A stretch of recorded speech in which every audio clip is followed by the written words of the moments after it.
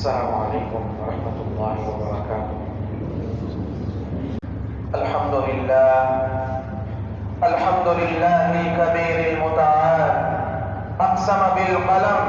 فقال عز وجل نون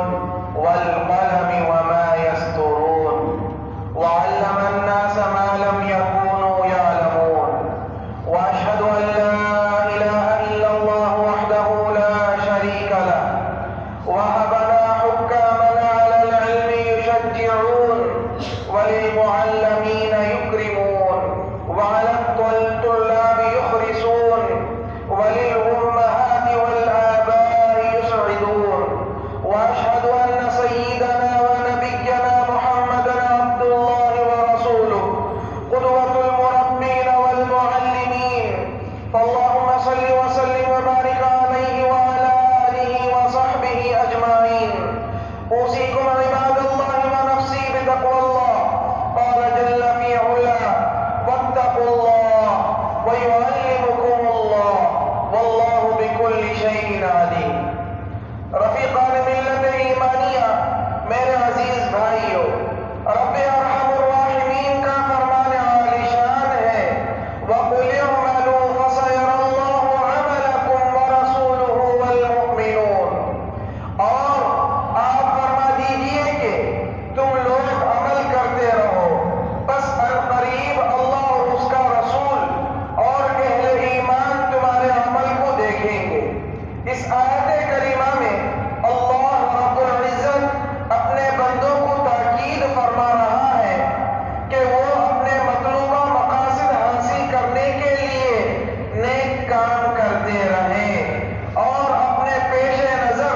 عزائم کی تکمیل کے لیے درست محنت کرتے رہیں، اور صحیح کوشش اور درست محنت علم نافع کے ذریعے سے ہوگی، کیونکہ علم نافع فکر کی پختگی میں اور مہارتوں کو جلا بخشنے میں معاون ہے اور آدمی کے لیے روشن مستقبل فراہم کرتا ہے، جس سے اس کو دنیاوی زندگی میں بلندی نصیب ہوتی ہے اور آخرت کا فائدہ حاصل ہوتا ہے۔ اسی لیے اللہ جل جلالہ نے علم نافع کے لیے دعا کا حکم دیا ہے وَقُلْ رَبِّ زِدْنِي عِلْمًا،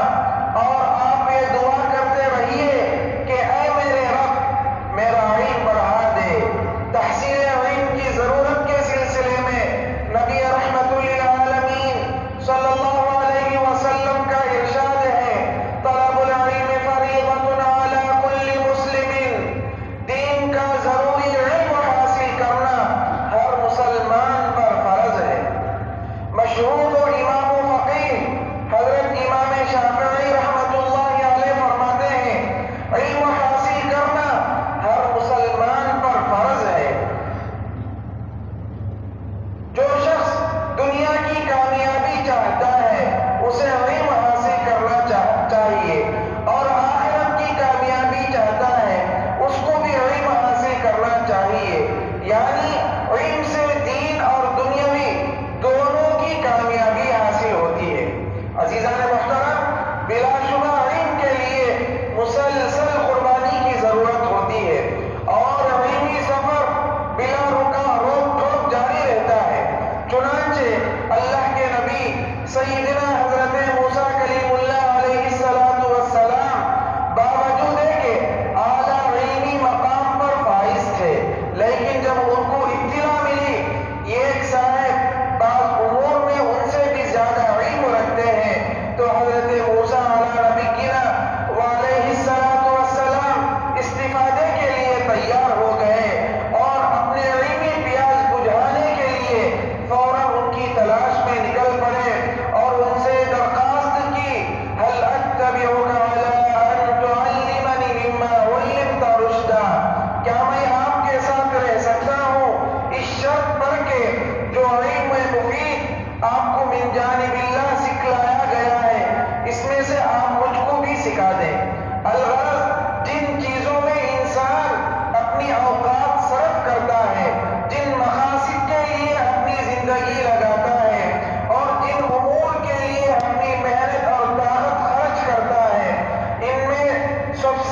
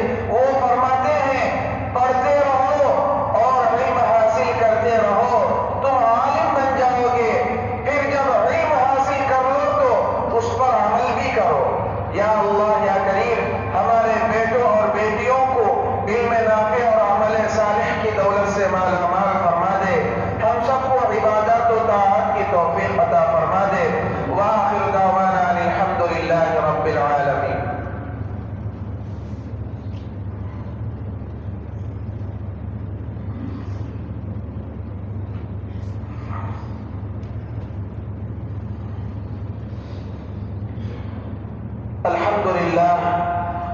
لله الذي هيأ للطلاب العلم المدارس والجامعات ليتعلموا فيها العلوم النافعات، والصلاة والسلام على سيدنا ونبينا محمد معلم البشرية وقدوة الإنسانية وعلى آله وصحبه والتابعين۔ عزیزان محترم، علم نافع کی تمنا کرنے والوں، علم حاصل کرنے میں والدین کا تعاون کا بڑا اثر ہے، اور مقاصد کی تکمیل میں والدین کی جانب سے اپنے بچوں کی ہمت افزائی کا بہت زیادہ فائدہ ہوتا ہے۔ معروف عالم دین حضرت سفیان ثوری رضی اللہ تعالیٰ عنہ نے جب پڑھنے اور علم حاصل کرنے کا پختہ ارادہ کیا تو ان کے والدہ نے ان کا بھرپور ساتھ دیا، ان کے پاکیزہ مقاصد کی قدر کی، اور اس عظیم ماں نے اپنے بیٹے سے فرمایا، میرے پیارے بیٹے، تم بے فکر ہو کر پڑھو، میں تمہاری کفالت کروں گی اور تمہاری ذمہ داری اٹھاؤں گی۔ بس وہ علم حاصل کرنے میں لگ گئے، یہاں تک کہ وہ امام وقت اور اپنے زمانے کے بہت بڑے عالم بن گئے۔ پھر بچوں کی تعلیم و تربیت میں اساتذہ اور معلمات کا بہت بڑا کردار ہوتا ہے، ان کی کاوشیں قابل تعریف اور ان کا مقام و مرتبہ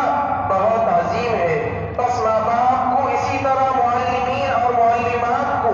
بچوں اور بچیوں کی پشت پناہی اور حوصلہ افزائی کرنی چاہیے، ان کی صلاحیتوں کو پختہ کرنے کی اور ان کے اخلاق کو سنوارنے کی فکر کرنی چاہیے، اور ان کے ذہن و فکر کو پاکیزہ بنانے کی کوشش کرنی چاہیے۔ یہ وہ عظیم کام ہے ہمارے دین حنیف نے ہمیں جس کی تاکید کی ہے، نیز نبی کریم صلی اللہ علیہ وسلم نے اس کی ترغیب دی ہے۔ اسی طرح اس ملک کے صدر اور اس وطن کے معلم و مربی شیخ محمد بن زائد نے بھی ہمیں اس کی ہدایت کی ہے، اور انہوں نے تعلیم و تربیت کے لیے بھرپور تعاون کیا ہے۔ یا اللہ، ہمارے مخلص قائد کی حفاظت فرما، اور ان کو اور ان کے نائب کو نیز تمام